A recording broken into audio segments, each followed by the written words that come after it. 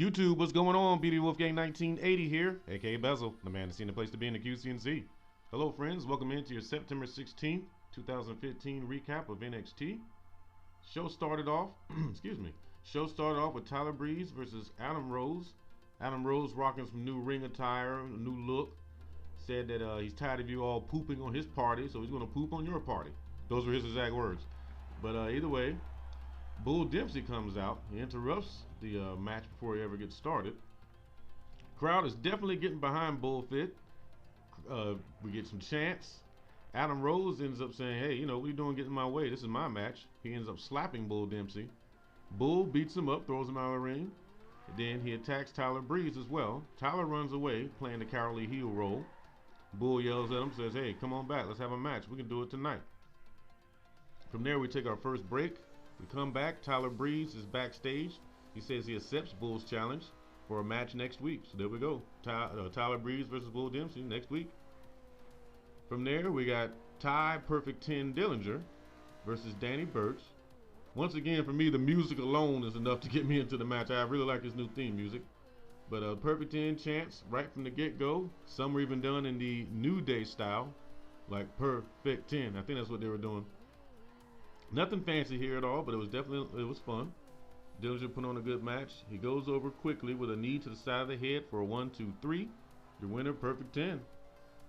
From there, Rhino and Baron Corbin are backstage giving a promo, talking about they're not even worried about Ciampa and Gargano. So we'll see if they have to eat those words later on in the match. From there, we got a video teaser of a women's wrestler named Asuka. Obviously, like she was with Asian influence, at least as far as the ring attire she had on. She did have a mask on, so we didn't see her face. But just going by what we saw, I'm going to assume this is maybe a Japanese women's wrestler. Comment down below if you're familiar with her or you know who she is. Maybe she went by a different name somewhere. Okay, one of my new favorites, Apollo Crews. He's getting ready to take on Solomon Crow. Now this was good, and according to the announcers, they must have ran the independent circuits together, because they definitely, you could tell they worked well together. Good match here, good back and forth action. Too bad it was a little short. Definitely could have, this could have used a little more time. But the match was still good, entertaining, good athleticism by both men. Definitely knew how to work well with each other. Cruz wins by pinfall after the Gorilla Press Slam, and then a standing shooting star press. So Apollo Crews gets another win.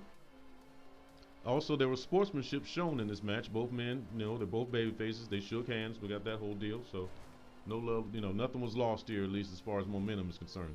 I enjoyed the match. It was a decent match.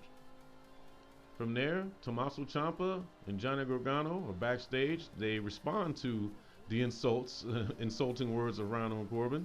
They say, you better not look past us. You might be beat tonight. From there, Dana Brooke and Emma. Nice tag team there. Backstage promo, they are ready to shake things up, and Dana Brooke says playtime is over. From there, we see a SUV pull up backstage or outside, and Sasha Banks gets out of the SUV. From there, we take another break. We come back. We have a recap of the first, the first couple rounds of the Dusty Rhodes Classic. From there, it's time for Rhino and Corbin versus Ciampa and Gargano. We want Corbin, no we don't chance is what started off the match. That was funny. This was really good. This was fun. We got to see some good action. Two nice suicide dives from Gargano, and then a top rope crossbody from Ciampa to both men outside. Okay. From there, the match took a break, and we got a new promo for the Table for Three series. Only reason I bring this up on this because I enjoyed the first one, which was Roddy Piper, Mr. Wonderful Paul Orndorff, and Mean Gene. So it's going to be kind of hard to follow that up, but I'm bringing this up because I think it'd be worth checking out. They're going to have the New Day on it. And just to let you know, I ended up watching it last night right after NXT, and I enjoyed it. If you saw it, comment down below. If you would like me to talk about what they, give a short review on it, I would probably be more than happy to. Comment down below if that's something that interests you all. Let's get back to the match. After a good match here, especially with the nice high spots, Corbin does catch Gargano off guard. He hits him with that end of days for a quick 1, 2, 3. So Rhino and Corbin move on. little surprising there for me, folks, because I know Gargano and Ciampa are new to the WWE, and there's dues that have to be paid. But I tell you what, I was kind of hoping these guys would be at the very end of the tournament. But either way, let's move on. Vaudevillians cut a backstage promo. They are interrupted by Blake, Murphy, and Bliss, saying next week they are going to invoke their rematch clause, and they will see them in the ring for the tag team titles, the NXT tag team belts. Let's stop here real quick, folks. I'm a little lost on this. I mean, the Vaudevillians are in the Tag Team Classic, and they are the current Tag Team Champions, so I guess that means nothing. I don't know. I'm a little lost or perplexed on that whole thought. But anyway, let's move on, because that could be a whole video in itself. But either way, they're there. The champions are in the tournament. Whatever. Let's keep going here. Okay, we got a Nia Jax, the usual little teaser. It's coming soon. It didn't say next week or anything. It just said coming soon. From there, Bayley, your women's champion, coming back home to Full Sail University. This match was against Sarah Dobson. Now, before we get started, Bayley had at least a 5, 6, 7, 8 minute intro. I'm talking just, she even went into the crowd. She's high-fiving, letting kids hold the belt, hugging people. That intro was longer than this match. The match was against Sarah Dobson. I don't think I've ever seen her before. I will say this: some of y'all that used to watch wrestling back in the '90s, y'all know who I'm talking about. She kind of reminded me a little bit of Daphne. Now, don't take that too far or too literally, but she kind of reminded me of a young Daphne, at least in the look and all the screaming. But this was a super short match. The intro was longer than the match. 1, 2, 3 after the Bayley to Bayley. Now from there, Sasha Banks comes out. She congratulates Bayley. Now let's talk about this. This little banter back and forth at the end of this match was worth watching the whole show. This was real, folks. If not, Sasha, I commend thee, because you worked me over. But let me tell you, this looked like it was strictly from the heart from both women. Sasha was getting emotional, but then she quickly changed gears and got back into the boss mode that we know. This was awesome. The interaction alone on this was awesome, folks. Check out this last segment if you can. But it does say Sasha tells Bayley that they stole the show at TakeOver Brooklyn, and then she also says we had easily the match of the year, in some people's opinion, definitely the best female match in quite some time. We got match of the year chants from the crowd. Now they start going back and forth, and like I said, Sasha changed gears. It got a little bit heated. From there, William Regal comes down to the ramp, interrupting, and says, on October the 7th at the NXT TakeOver pay-per-view, we will have the rematch, Bayley versus Sasha Banks, in the main event in a 30-minute Iron Man match.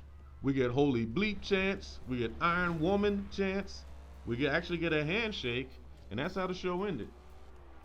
2 thumbs up for me, folks. This was, not only was it fun, but we set the table down the line. We're going to get some more good action between these 2 incredible female athletes. How can you go wrong with this? We're getting new faces on NXT, new up-and-comers, people that are new to WWE. They're finally getting their big chance. I've been enjoying it immensely. This week, 2 thumbs up. Last week was a little bit of a downer. Not too bad, but this was a rebound. So what did you think? Did you see it? Comment down below. Definitely like to hear your thoughts on it. But either way, stay tuned. Let's see. I'm going to try to get up a preview. We'll go over the card for the Night of Champions this Sunday night, so stay tuned. Hopefully I'll get that one up this afternoon as well. But until we meet again, share, like, comment, subscribe. Definitely tell me what you thought about the show. And tell me if you know anything about these new wrestlers that are coming. I've never heard or know anything about Nia Jax or Asuka, so comment down below if you're familiar with either one of these divas. But until we meet again, my friends, be good to yourself, be good to one another, be true to yourself. And I will see you all later. Bezell out, my friends. Be good. Hey, you need to get yourself in the top 3 to get your festival wristband.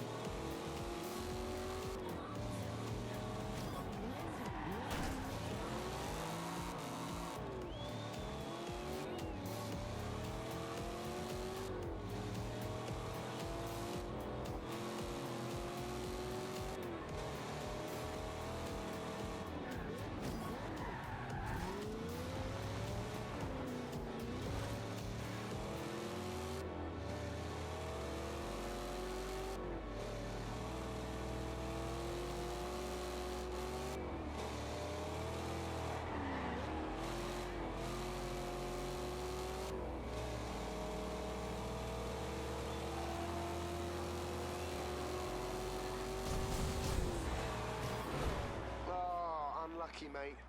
Don't you just wish there was some way to rewind when you feel yourself flying into a corner too fast? Give it another try. Top 3, and you get your festival wristband.